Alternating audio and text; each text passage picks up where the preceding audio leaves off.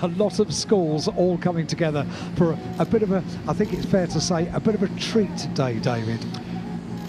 Yes, joys of being a school child in Macau. You get to go to some great events. Beats going to the zoo, probably, doesn't it? It probably does. Wonder if they get a chance to go to the Grand Prix Museum as well here at Macau, because that's something special. That's impressive as well. Yeah, it is. Got a lot of interactive elements and also the waxworks of the drivers with great pedigree here. But to the pit lane, attention turns as the drivers get themselves ready to go, including their number 2, the recently signed McLaren Driver Development Programme member Matteo De Paolo, who's been a race winner 4 times in the Formula Regional European Championship. Second he was. Moving on to Formula 3 for next year. 17 there is Yuki Sano in the Tom's Formula entry. Macau debut, having raced in the Formula Super Lights category during the course of the season. And there the entry to turn 1, which is Reservoir Bend, and they won't be doing it from the pit lane because they join in the other side of the first corner. But there Enzo Delini's car, number 5, at the far end, ready to go. That is one that ended up down the escape road earlier on in the day. Enzo Delini, the French-Chinese driver, born in China but to French parents. His father Arnaud raced in the China Polo Cup a few years back, and he was a 4-time winner to be 3rd in the European Formula Regional Championship this season gone.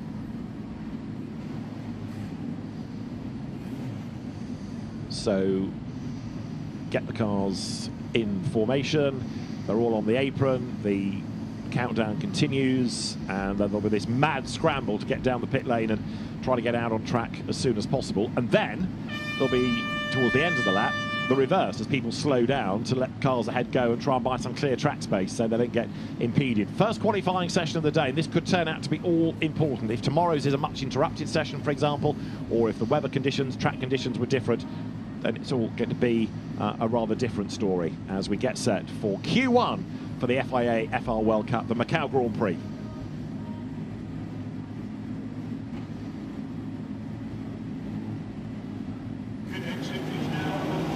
Green flag, qualifying underway for the Macau Grand Prix. The first session is live then, 40 minutes on the clock, and the teams then release the cars down the pit lane. It is not only the Macau Grand Prix, it is the FIA Formula Regional World Cup, and a 40-minute qualifying session is underway. The earlier free practice period was interrupted with a red flag after an incident. Let's see what happens in qualifying. It's going to be fascinating, that is for sure. David Anderson, Alan Hyde, trackside. We've been waiting all day for qualifying, and this promises to be a really electrifying session, I reckon. We've been waiting all day for competitive action on the circuit. This is the first that we've had for 2025 because everything so far has been free practice, so you don't really know what everybody is capable of doing.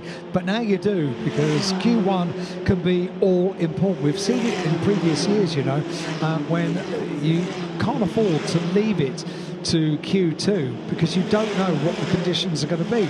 They could be very different tomorrow.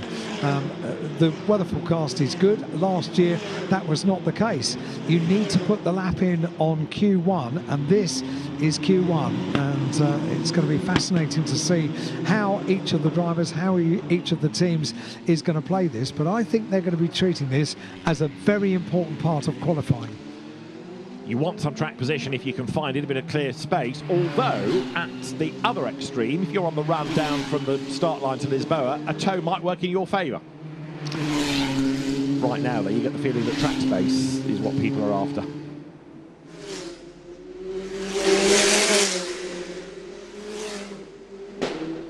So here, Matteo De Paolo's onboard shown on the inset. This outlap is of academic interest unless somebody puts it in the wall. The next lap really is the first one that's going to have any representative lap time from it. So we're building up all the time.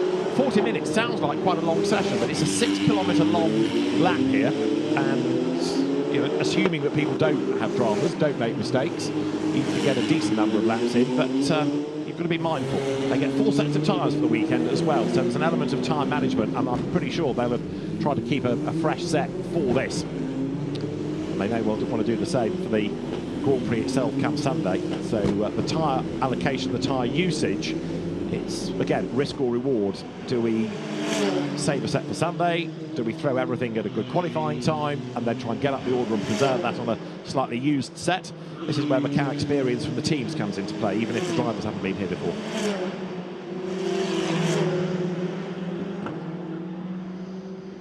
So, outlap is an important time to get everything up to temperature, and then on the final sector move things up to pace. If you've got the tyres up to temperature, it's a 6-kilometre circuit, the gear circuit here at Macau, so there is opportunity on that final run down towards the start-finish line to really put in a quick opening to the lap, closing to the outlap, and then start of the next lap. So Enzo Dellini is the first car to have done that. That's the number 5 car, the RACE GP car, French driver Enzo Dellini, and is the first car to set the benchmark time in Sector 1, goes purple, only briefly because Théo Nal then does a purple in Sector 1. 25.248 the benchmark time for Théo Nal in car number 6. And then Enzo Dellini puts in a purple in Sector 2, it being the first of the cars to set a time in Sector 2, 26.9697, exactly the same as Nakamura. So Nakamura puts in an identical Sector 2, 26.697. David, that doesn't happen often, does it? No, absolutely, especially on a testing circuit like this. A 2:16.4 was the best time this morning by Taita Kato, who surprised everybody, Macau debutant, and having not been a front runner necessarily in Formula Regional over the course of the year, but he did a very, very good job earlier on in the day. Second pass was with Freddie Slater, who we thought had been the absolute hero to be the quickest, and then others pushed him back down the order, so he kind of went a bit too hard too soon maybe, but he didn't miss out by much. The margin at the end was only 44 thousandths of a second. Enzo Dellini then is going to be the first one to offer up a target time from De Paulo, from Nakamura, Théo Nal, and then the rest will file through. Enzo Dellini then coming up towards Fisherman's, another driver that will move on into FIA Formula 3. So this is really the only chance of doing Macau Grand Prix on their way up to Formula 3. There are drivers that want to occasionally step back, if you like, from F2, like Richard Bachor, from F2 back down to a Formula 3 style car in order to come and race at Macau because the lure is such. But normally career progression is what they're after. Enzo Dellini then does 2:19 as the first offering. Matteo De Paulo goes through. Jin Nakamura goes second fastest, but in the 2:20. So we know there's more to come over the next 34 minutes. It is. It's a 40-minute session. They had 40 minutes in FP1 this morning. It's now Q1, so first of the qualifying, they get 40 minutes for this. So too do the F4 cars this weekend, 40 minutes in free practice and qualifying as well. And with one flying lap completed, Enzo Dellini top of the times in car number 5. 2:19.990, the time to aim for, and Théo Nal has once again put in a purple overall best in Sector 1. 2 consecutive laps he's done that now, so impressive is Théo in the first sector of the race, riding on board with Matteo De Paulo, third after the first of the flying laps. Purple for Nakamura in Sector 2, and Oscar Wirtz for the first time today has gone purple in one sector as well, briefly in Sector 1.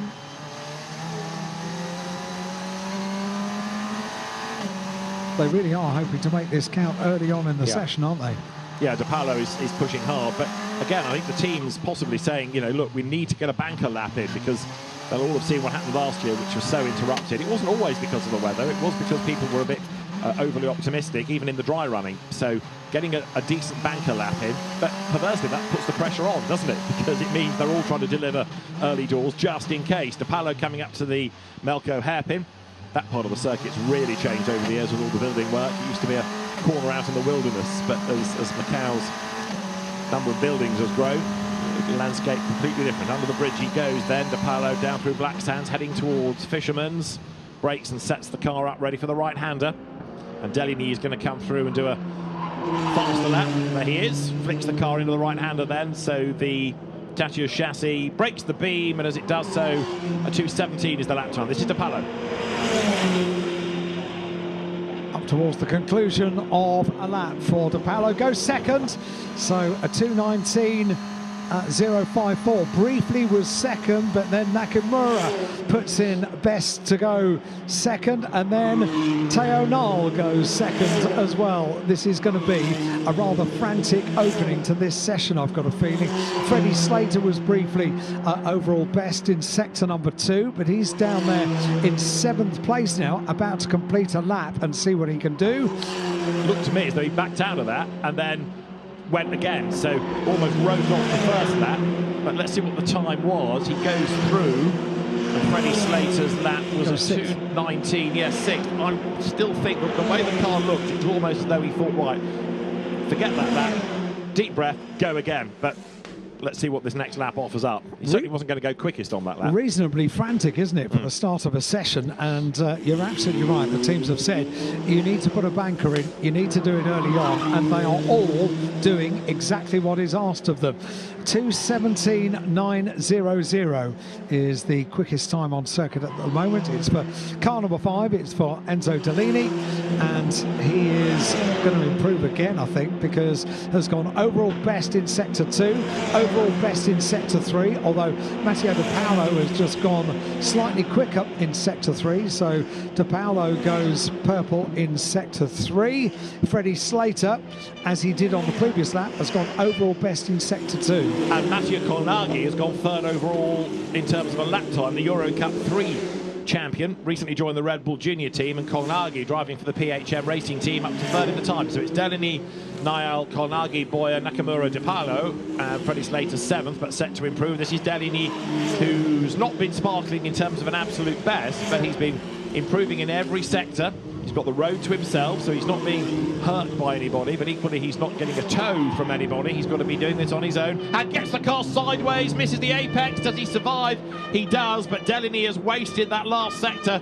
He was lucky to hang on to that. That could have been quite a moment. He comes across the line, but that last sector cost him a second, so he does a 2:18 and he doesn't improve. De Paolo goes second. I'm going to be watching for Freddie Slater as well. He's dropped down to 8th place, but has gone. He was briefly overall best in sector 2. Sector 3, he is overall best. Sector 4, he is overall best. And Freddie Slater is coming up to complete a lap.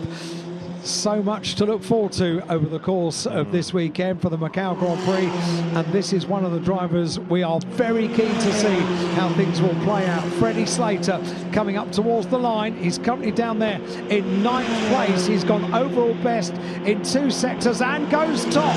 2:16.887 for Freddie Slater.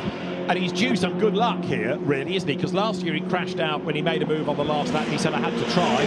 2 years ago in F4, he had a mechanical problem and the car fell down the order. He couldn't carry on in that battle against Arvin Lindblad. It wasn't anything to do with him. It was some weird, I think it was an electrical drama that hobbled his pace. So he's kind of overdue a bit of good luck. But again, he comes here as the Formula Regional Europe champion with a really bright spotlight on him. Yeah, and I always wonder about how much pressure that puts on a driver.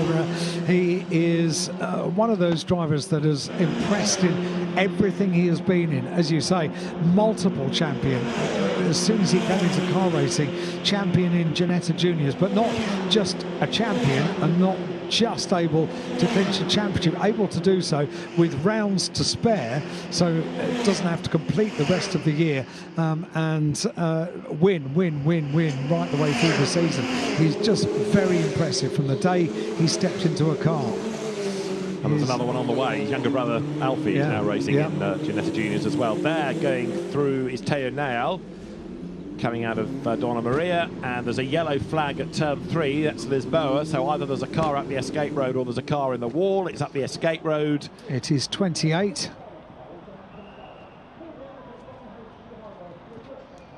So Kiyoshi Umagaki it is, who's gone straight on up the escape road. Who is the Formula Regional Japan champion. That's right. This year. With 7 wins, so he's been a quick driver. With a yellow flag out, in theory, people should not be improving now within that second sector.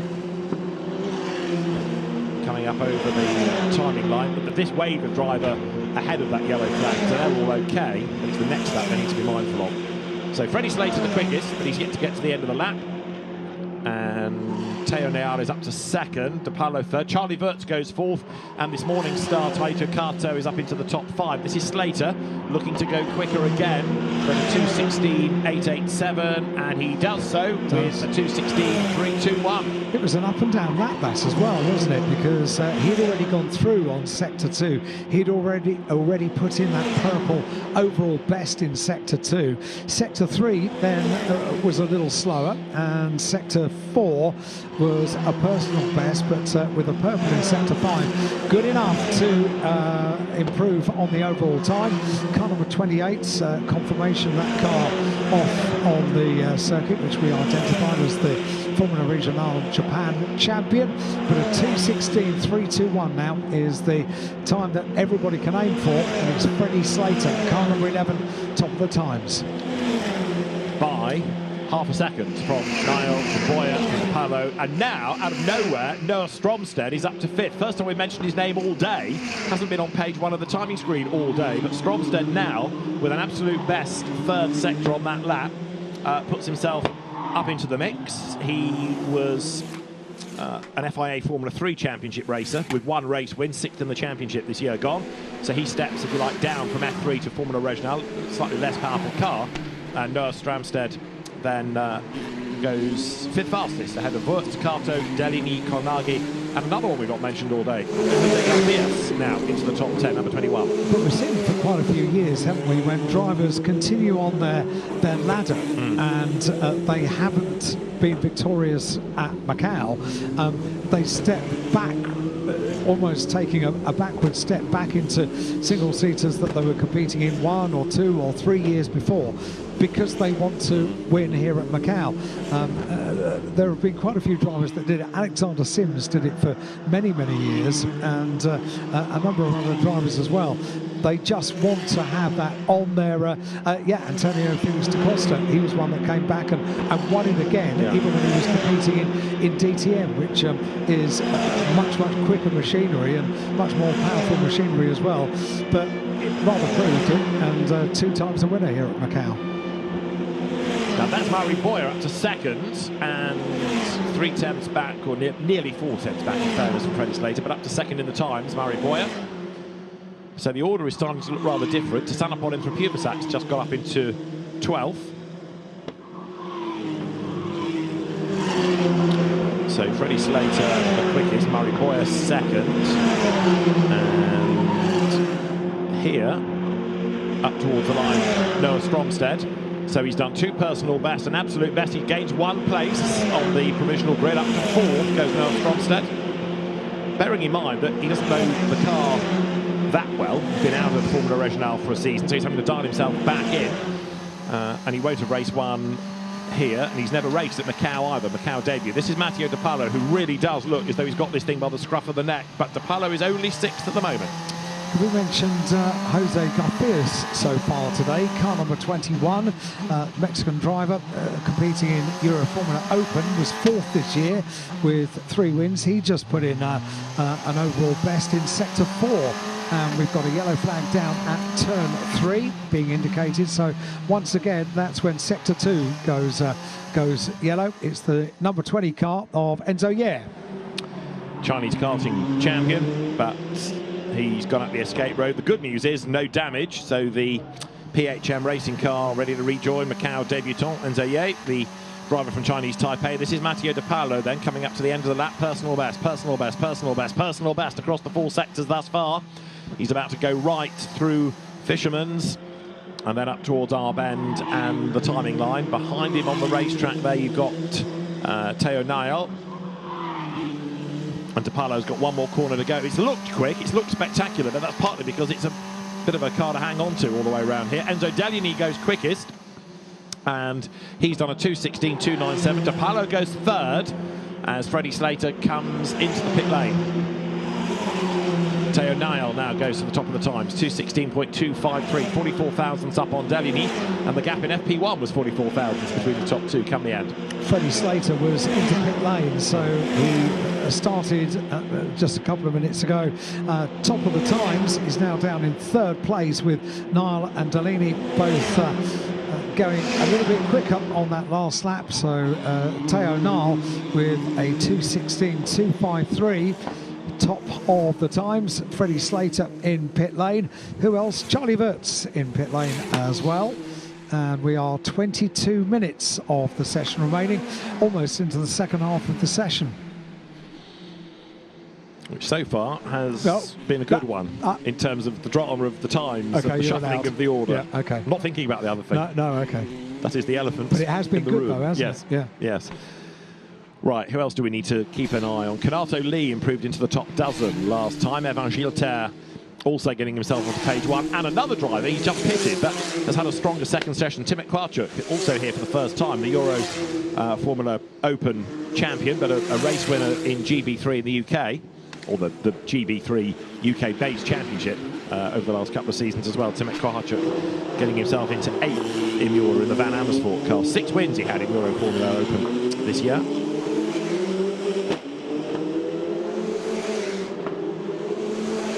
Kanato Lee's time you can see on the clock. So Théophile Niel is the fastest, 2 minutes to 16.253. 44 thousandths up on Enzo Deligny. Deligny was under investigation, you might recall, in FP1 for outside assistance. He was trying to get the car off the escape road. A marshal helped him, but it was decided that as he'd not been here before and it was a marshal, then we'll take no further action. But just don't do it again. Don't let a marshal help you. It's as much the marshal's fault, you could argue, as the driver's, but there was no judicial action taken. Right, the pit lane's getting very busy as a new set of tyres goes on for another run. So qualifying is by no means over. You could tell those tyres were starting to lose their edge because there were fewer improved sectors coming. So now there's a flurry of cars. If you're really unlucky, you might get waved to the scrutineering area, and that's what's happened to Matteo De Paolo here as he comes in. The technical officials say turn off the engine, so they will now roll the car onto the scales, make sure that it's of the correct weight. So that's going to lose you know, around about half a minute before the car can be released down to the team. So we are pretty much now at the halfway point. 20 minutes of the 40 still to go. Yeah, so pretty much everyone down in pit lane at the moment. So seeing this qualifying session over 40 minutes in two distinct halves, isn't it? Because normally we don't get to this opportunity, because normally we have a break in the session, a car that needs to be recovered or something like this. But this is how they would have planned to do qualifying if there wasn't an interruption. This is the ideal way to attack Q1. 19.5 minutes of the session remaining, and Matteo De Paolo now, having finished the technical check for coming into pit lane, is able to take up his place down in pit lane, and the team can tend to it and change the tyres. But opportunity for the drivers just to reflect and think about what lies ahead over the remaining 19 minutes of this session. Take a bit of water on board as well. Working really hard around the quite warm today gear circuit, set to get warmer as the days continue this week, with a very sunny day forecast for race day, Grand Prix day here at Macau this year. Up to 27, 26, 27 degrees on Sunday, which is something to look forward to, certainly for the spectators. Yeah, that's true. And spectators, there are many this weekend, not only for cars, but for the China Games as well. So there are other sports taking place here. There is more to Macau than just the Grand Prix. Keen to emphasise that, the first time they've ever held the China Games, and one is tempted to come back in a few weeks because the International Macau Beer Festival is not that far away as well. So I know it's a long way to come, but it does appeal. You have been doing your research, haven't you? Well, it's beer, Alan, it's beer. What were you doing last night? Rehearsals? So we're into part two of the session, 18 minutes on the clock. Théo Niel, the fastest. He's still in the pit lane as the drivers that have been ushered out continue on their way. So just under 18 minutes of this session remain. It's Q1 for the 2025 72nd running of the Macau Grand Prix and the FIA FR World Cup, Formula Regional World Cup. Looking at the number 10 car of Yamakoshi, 9th in Formula Regional Europe this year, a couple of second places, and the number 10 car in the second half of this session, looking to get up into the top 10 positions. And now I think quite a few of them are being turned around from pit lane. It's a quieter pit lane now, with tyres having been bolted onto the cars. We have just had a session here at Macau without interruption. It was for the FIA GT World Cup, the Macau GT Cup. And I have to say, this is going very well for the Formula Regional cars as well.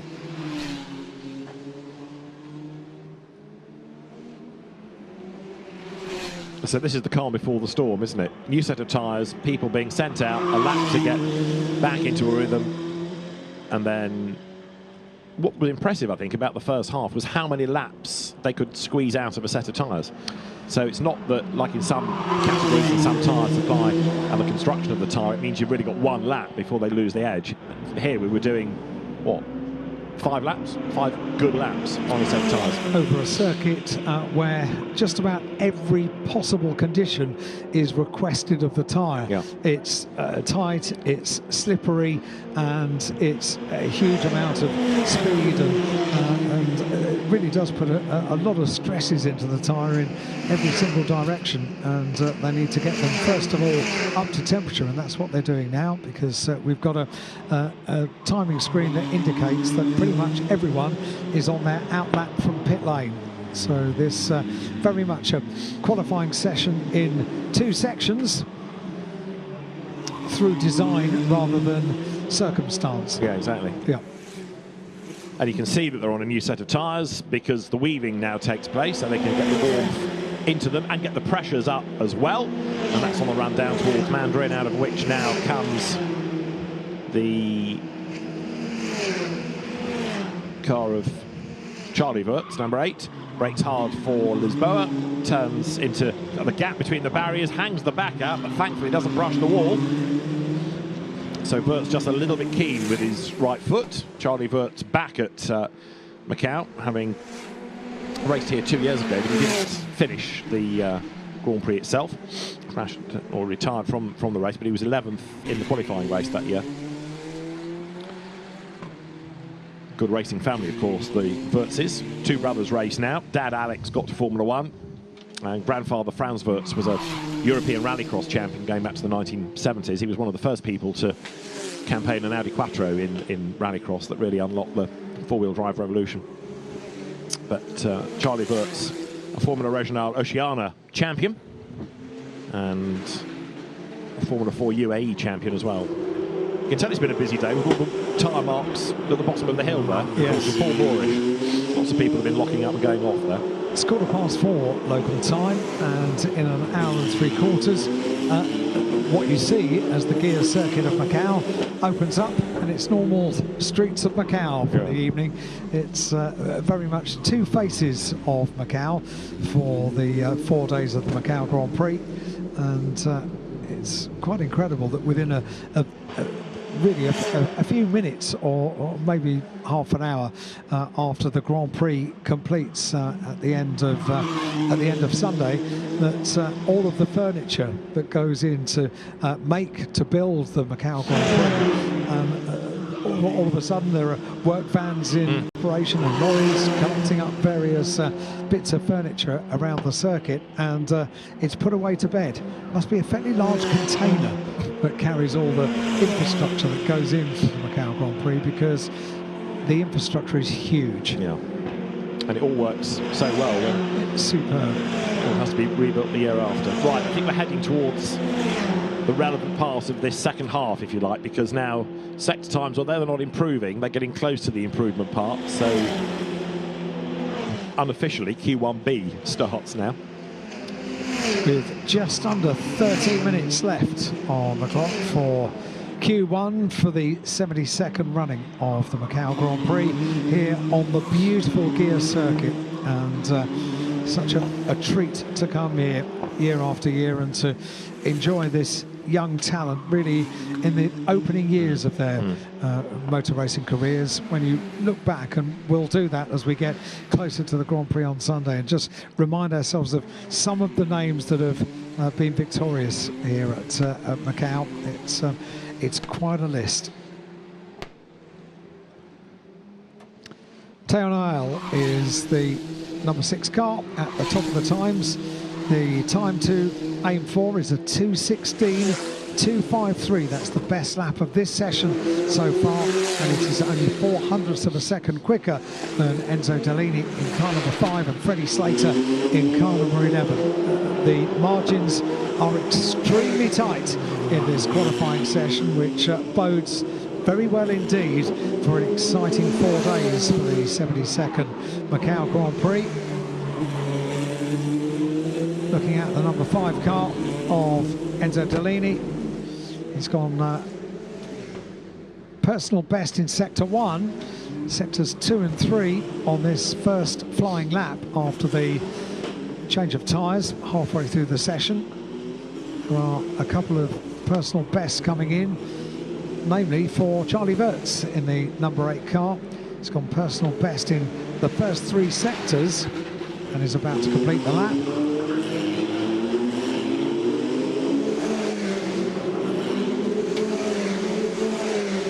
Number 8 car of Charlie Wirtz threads his way carefully around the top part of the circuit, on board with Freddie Slater. Right, Freddie has just gone overall best in sector 4.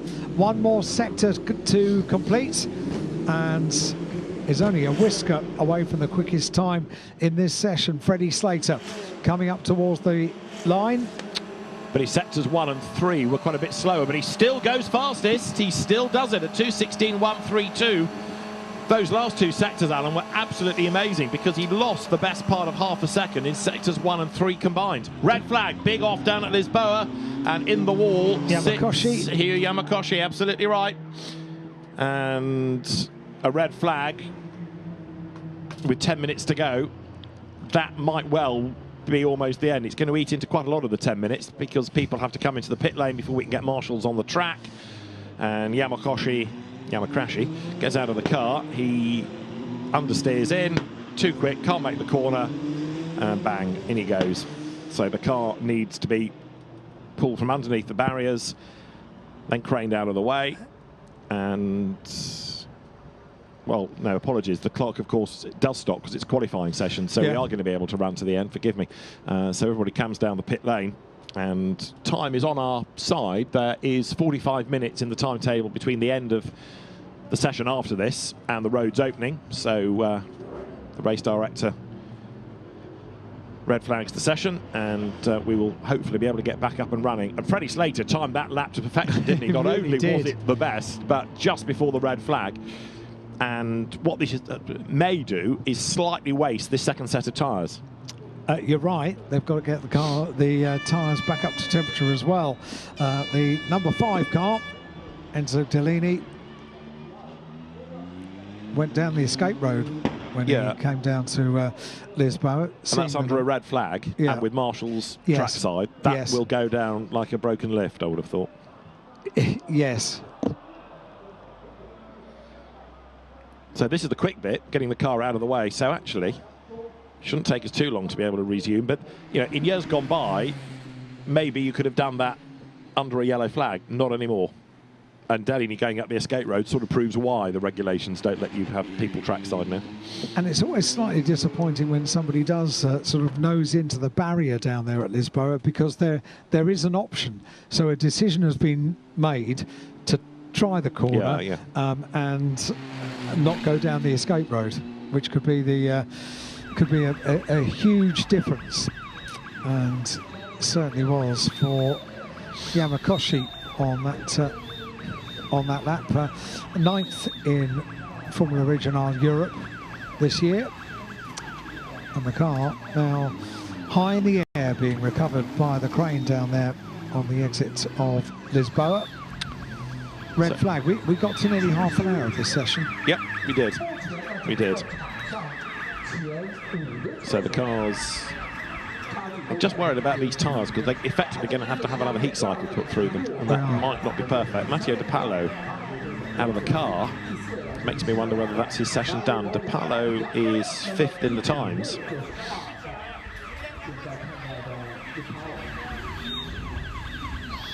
But everybody else staying in the car, ready to go back out. So I wonder why De Palo has jumped ship. Now, your next quiz question. Yes. Excluding anybody that may have done a Friday free practice drive in a Formula 1 car, who was the last Macau Grand Prix winner to race in a Formula 1 Grand Prix?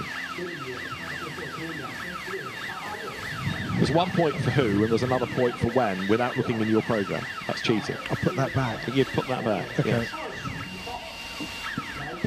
Leave it with me. Okay. You've got 10 minutes. So by the checkered flag, okay. 10 minutes plus stoppage time. Yeah. By the checkered flag, we demand an answer. Freddie Slater is the fastest. We talked about his brother being the next one in the line, already winning in Ginetta Juniors. But Dad was no slouch in Porsches going back 2 decades or so, and a winner of the Silverstone 24 Hours, as well as winning UK Porsche races and championships. Adrian Slater, BLDC superstar Freddie Slater. You see the badge on the side of the car.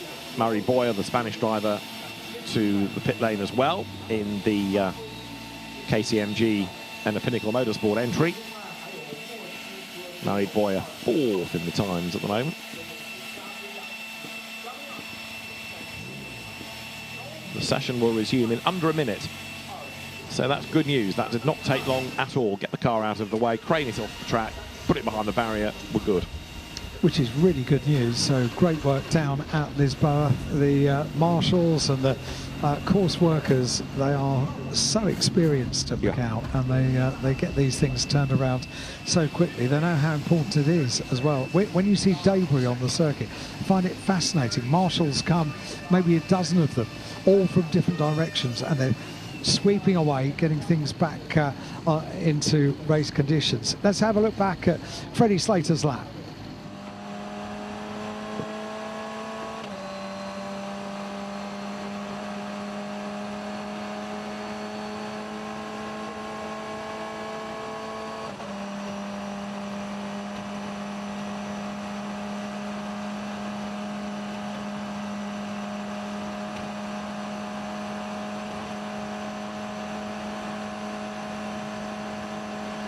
So you're riding with Freddie Slater. Just to let you know, the green flag has been waved, so cars are making their way back out on track after the stoppage. This is Lisboa. Slater with just a hint of understeer, I thought, though, as he turned in, but rode to himself. This is the climb up San Francisco Hill, speed building.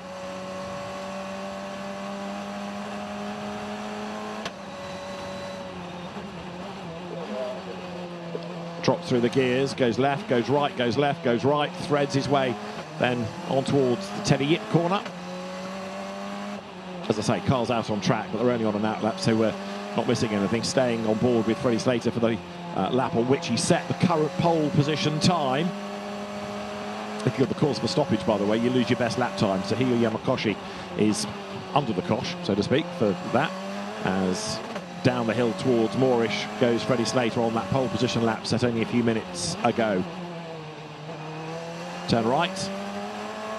Blast on the throttle, road starts to climb, you go down through the gears, turn right at Moorish, up to Donna Maria. Down a gear, down another, turn the car in, slightly banked corner, running up against the guardrail on the outside, and then focus on going down, down, down, down, down through the gears, down to first gear, into the hairpin. Inch perfect away from the barrier, drops down through Black Sands. 2 quick right-handers still to come. The right of Fisherman's, followed by R Bend, and then up towards the timing line. Freddie Slater then in the SJM Theodore Racing colours, the Prema Racing Run entry. 1 corner to go, road opens up at this point, nice and wide. Snatches top gear, drops down 2, turns right, up towards the timing line, and that lap gave Freddie Slater provisional pole position.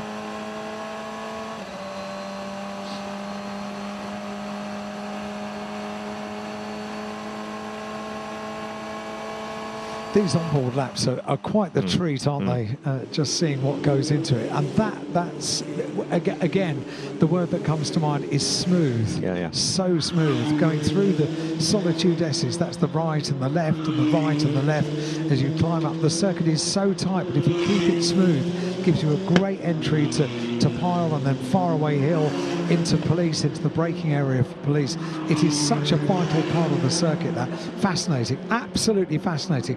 We are back underway, by the way, as you mentioned. 7.5 minutes just over of this session remaining, and it's Freddie Slater, that lap we just saw, which is quickest so far in this session, at 2:16.132. But as you said, they've got to put heat into the tyres. That's the out lap from pit lane, and now we'll see what happens.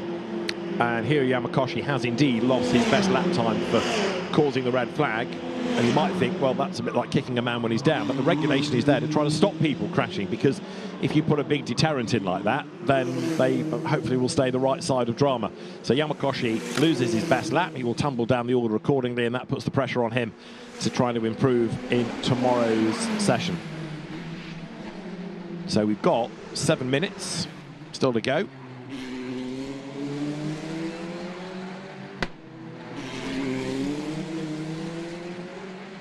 And in fairness, people are pushing, because we are getting initial improvements in sectors as the cars then have 6.5 minutes to go. And you're looking at Enzo Deligny, currently third in the times. We did have a little bit of sunshine here at Macau today, but not very much. It was around lunchtime, and now it's just beginning to get a little bit darker here at Macau. Gets dark pretty much around 6 o'clock, and it's almost like a switch over 10 minutes or thereabouts, and it goes from daylight to night time, and the lights of Macau and everything about the night sky of Macau is unique and absolutely fascinating, and just a magical place to be, particularly in Grand Prix week, and made all the more special this week because Macau playing host to the national games here. So a huge sporting occasion over the course of this week with the Macau Grand Prix and the national games as well. Freddie Slater is pressing on. He's gone purple in sector 2. He's now personal best in sector 3, and then in sector 4 we've now got a yellow flag and a red flag.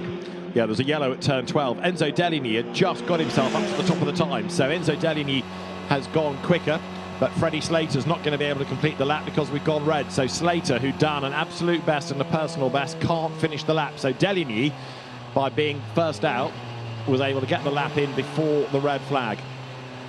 It's at turn 12, Slater pits, 5 minutes. There's going to be time just for one flying lap. It's going to be one lap only, isn't it? Yeah.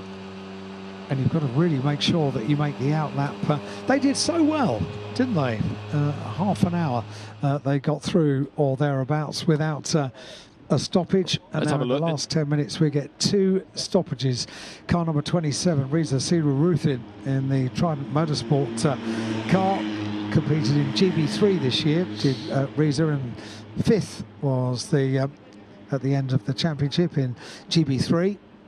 A win and a few third places, 3 third places, and a third as well.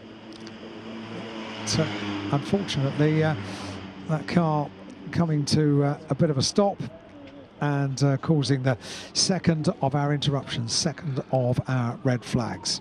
Yeah, Reza Seaworthen has never raced a Formula Regional car. They're a similar concept to a GB3 chassis, in which he has been racing this year. The British driver, as you saw, ran wide, bounced off the barrier, broken front suspension. So first time he's raced one of these, first time he's been to Macau, and it's been a tough day, not helped by that drama.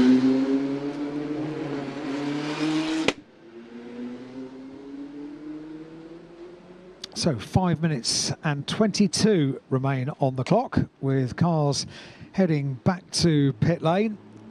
And once we complete this qualifying session, Q1 for Formula Regional, we will have one more qualifying session at Macau today. It's for one of the local races for the Macau Road Sport Challenge. So however important this is to the young drivers on the start of their single-seater career, it's going to be equally as important for everyone competing in the qualifying session that comes after the conclusion of this. Half an hour of qualifying for the local drivers for the Road Sport Challenge. But for now, it's all about these young drivers on the start of their motorsport career, wherever it may take them, be it single-seaters or GTs or touring cars. They will forever remember the experience they had around the gear circuit at Macau. And Reza Seaworthen will lose his best lap time as he has caused a stoppage. So Freddie Slater, with the crash helmet that he said he designed himself in a colouring book age 6, he sits in the car ready to go back out. On to adjustments and checks being made just to make sure that everything is okay after rattling around the gear circuit. That was James Egotz's car, the Santalot Racing entry of the American.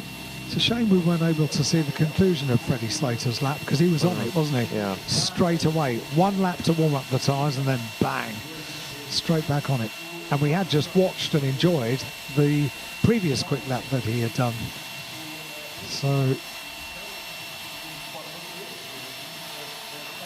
chance to have a look at Al Dahiri's car down in pit lane, competing in Formula Regional Europe, coming in 8th place this year. And that is Owen Tangavello, a French-Vietnamese driver.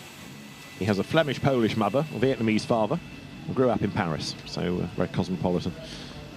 And there is Charles Leung, who's been a winner of the Grand Prix in Formula 4 during the COVID era. And he's been racing in Lamborghini Super Trofeo Asia this year, but has come back to the Grand Prix, back to single-seaters. It's a real contrast from a Lamborghini one-make to a Formula Regional chassis, but a bit. He's got the confidence to do it. When you've got a driver competing at their level, it doesn't take long to remember where it all goes. I do remember Antonio Felix da Costa stepping back from a BMW DTM car, and I think at that stage also a Formula E car to get back into one of the Formula 3 cars to compete here at Macau and win as well. And that was something that I questioned whether that will be an easy thing to do. And he said it all comes back to you very, very quickly. Doesn't really take very long. And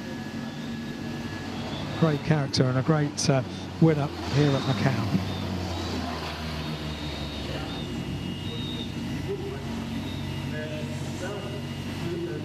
So seeing them lining up and being tended to by the teams down in pit lane. 5 minutes and 22 seconds when we get this session back underway. I look down at some of the cars down in pit lane. I'm being told as well that number 8 stopped at turn 19, Charlie Wirtz. Which we didn't see, did we? No. That's the hairpin, turn 19. He wasn't the cause of the red flag, admittedly, but where Reza Seaworthen has come to rest is not an easy place to remove the car, not as easy as Lisboa, for example. They need a recovery track. Everyone finding themselves on the big screen down at Lisboa and giving a wave.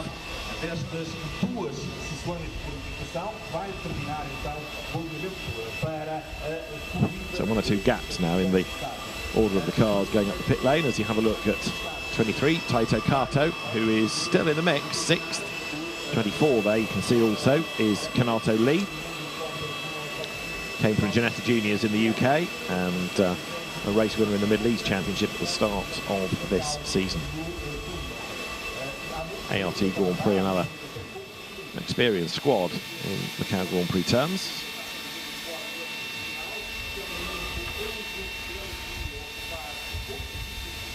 Number 20 is Enzo Ye. We talked about him earlier on when we saw him at the Escape Road, the driver from Chinese Taipei making a Macau debut, and that's Kanato Lee entry, another of the ART Grand Prix stable.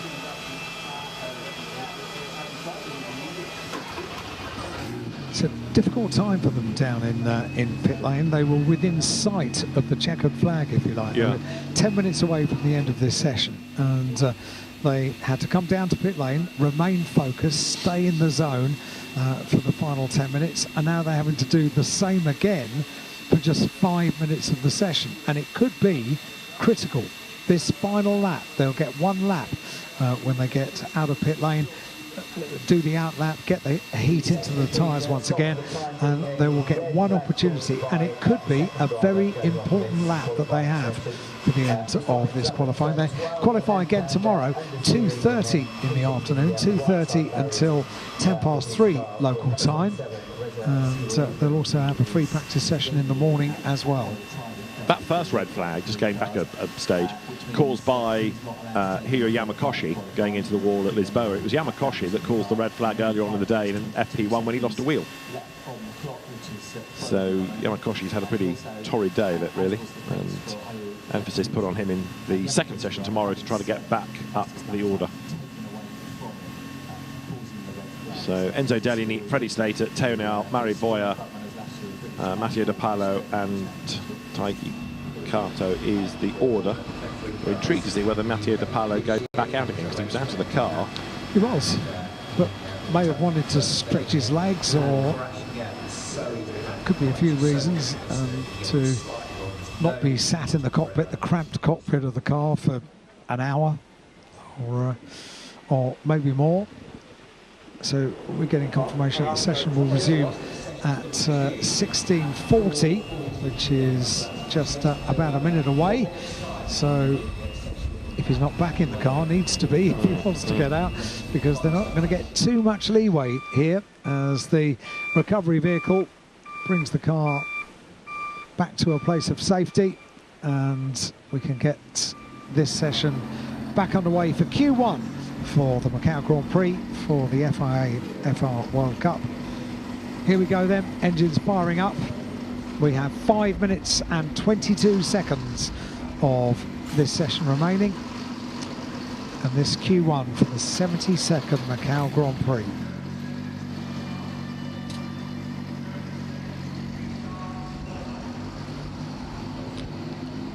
So within 20 seconds the session will be back underway, and it's got 5 minutes and 23 seconds as you see on the clock. So time for an outlap, certainly one flyer, and if you're at the front of the queue you might squeeze a second flying lap out of it. So this is where but only just everybody will be on their toes. Yeah, only just. Green flag show, we're back in business. Here we go. Let's get the session back underway then for Q1 for the 72nd Macau Grand Prix, the FIA Formula Regional World Cup, and cars thread their way down pit lane, about to get back onto the gear circuit, and this outlap from pit lane is going to be absolutely critical. You need to get a fair bit of pace on this lap. You need to get the heat into the tyres, but you can't afford to put a wheel wrong, because that, I think, would be critical to this session, wouldn't it? Yeah, absolutely. It would indeed. So everybody back out. And so now you've got to tread that fine line. You want to be quick to try to get another lap out of it, yeah, but you don't want to overstep the mark on cold tyres. Exactly right. No, you don't. Freddie Slater getting through the traffic. And you also want to get in a lap in this session, because you just don't know what tomorrow is going to bring. By the time they get to their second qualifying session, which will be at 2:30 tomorrow, it would have been a busy day. Might be some liquid down. Might even have a sprinkling of rain. Something may have happened in the temperature to make it a slower track, so you've got to get lap times in here. Marshall's trackside there over from Maternity Bend, watching the cars accelerate away. Again, Enzo Dellini, one of the drivers first out, R8 GP. Like last year, we do go with Chuku, putting themselves at the pit exit end, and that's paying dividends right now. He was superb last year, wasn't he? Absolutely superb. He was fortunate in as much as they were in the right place in the pit lane. The order of who goes where in the pits, I've never quite got to the bottom of, I'm afraid, but certainly being at the pit exit end doesn't half help.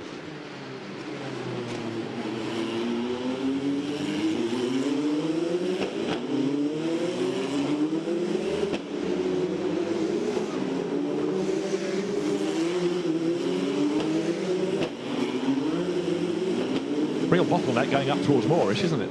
Everyone it is a bit, slows right down. This is not a quick outlap from pit lane because everybody was eager to leave the pit lane and get out on the circuit, and the net result of that is that no one's able to pull away. So now the problem, once they finish this outlap, they haven't got too much heat into the tyres, not as much as they would like, but also they are not able to do a particularly quick outlap from pit lane. So there are a number of things at play here. Yeah, Deligny was the first one out. He's at pit exit for our race GP. He's top of the times, so he's not going to go that quickly to encourage people to do a quick lap, but he has now pulled the pin, I think, to try to get one lap in for himself.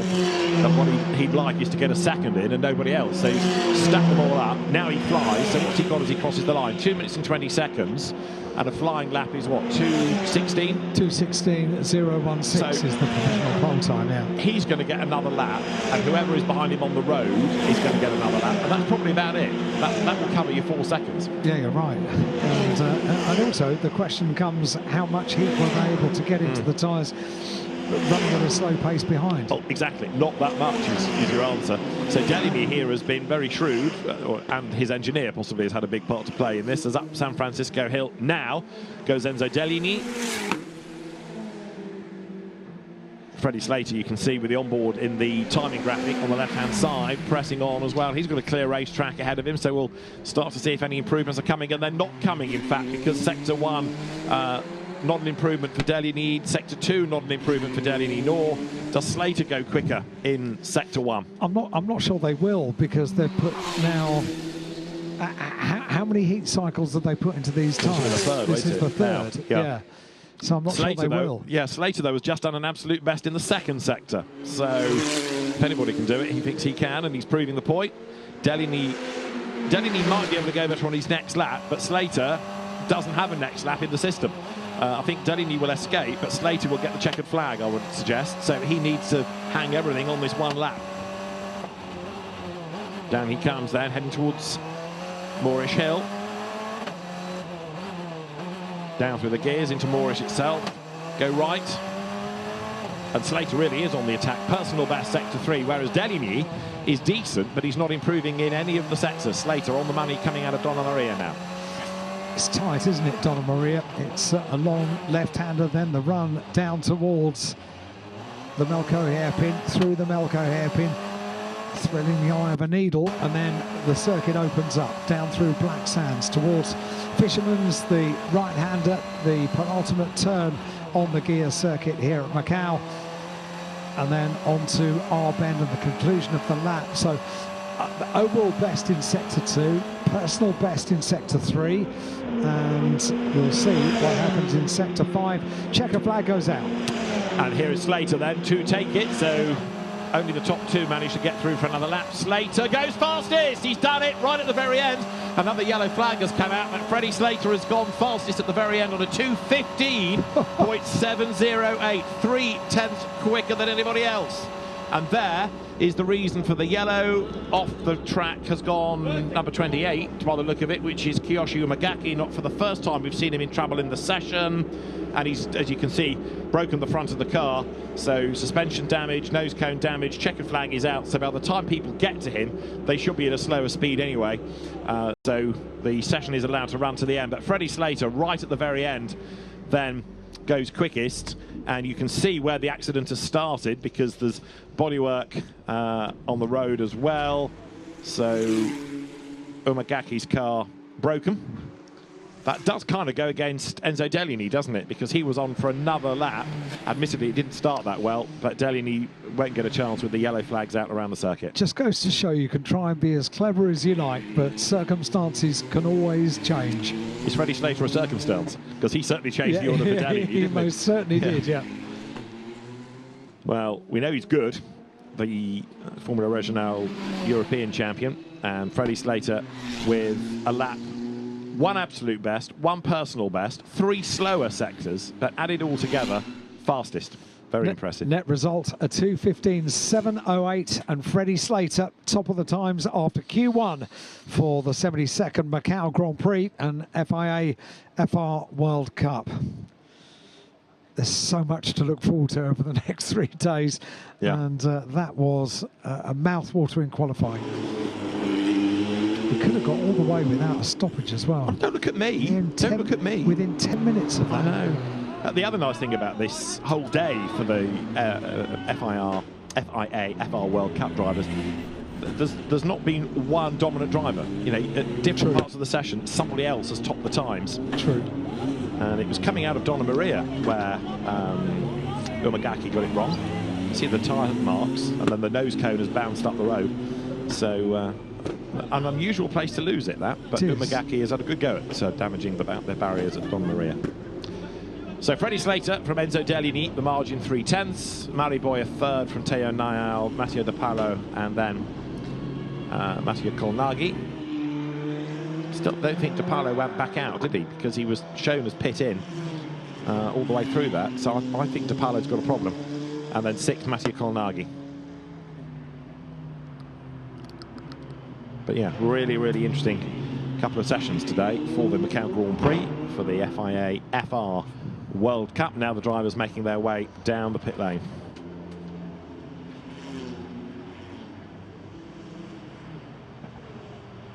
Confirmation after Q1. Freddie Slater is quickest at 2:15.708. Enzo Deligny in car number 5 in 2nd place. Mari Boyer in third. Teo Niall in 4th place. Matteo De Paolo and Matteo Colnaghi in 6th place. And as we look forward to the Formula Regional cars tomorrow, we'll have them first on circuit tomorrow. Free practice 2 is at 10:15 local time. That's 40 minutes that they'll get out on circuit for free practice 2. And their qualifying session quite a lot earlier in the afternoon than today. So at 2:30 tomorrow afternoon, qualifying 2 for the Macau Grand Prix for the FIA FR World Cup. That's all coming up tomorrow, and that's going to be over 40 minutes as well. But carrying over into tomorrow's qualifying, quickest is Freddie Slater.